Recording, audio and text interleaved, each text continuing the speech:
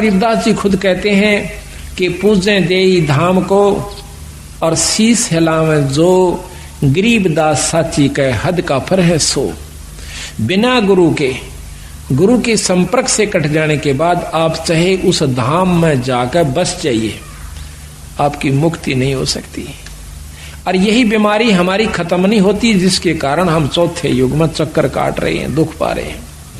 तो इसी प्रकार जब हम साध मिलन को चलते हैं, उस समय तो वहां पर कोई भी उसको गरीबदास महाराज जी को परमात्मा स्वीकार नहीं किए हुए था, आज भी नहीं है, उस छोड़ानी के तो नहीं है। खुद गरीबदास महाराज की परंपरा के लोग भी आज दूसरी उपासना कर रहे हैं।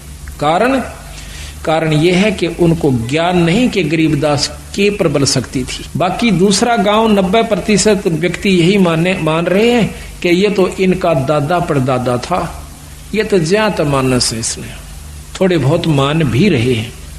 वो मानते क्या है, पड़वासी वाले दिन अपने घर में खीर बना ली, रापे खा ली, ये मान हो रही से छुड़ानी के अंदर गरीबदासियों को मानने वालों की। और आज भी वो मूर्ख लोग जिन्होंने ज्ञान नहीं है, वो भी केवल न्यू कैसे कि बस धाम में माथा टेक ले, तेरा गुजारा ठीक हो जाएगा, पार हो जाएगा। और यही कारण था कि 250 वर्ष हो गए बंदी छोड़ने, 350 वर्ष हो गए, उन्होंने उन व्यक्तियों को सहयोग नहीं दिया जो कि गलत मार्गदर्शन कर रहे थे। यही कारण था कि केवल 10-5 व्यक्ति गांव में सिर्फ इतनी को छोटी मोटी मान के कुछ घर थे जो गरीबदास को, वैसे स्वाभाविक जैसे आम लोग कहते हैं हम तो ग्यास को मानते हैं, कोई कहते हैं द्वास को, तो वो कहते हैं हम पौर्णमासी को और छोड़ानी में जाते हैं। बस उनको ये नहीं मालूम कि वहां क्या परम शक्ति दबिया हुआ खजाना उस पूर्ण ब्रह्म परमात्मा का है।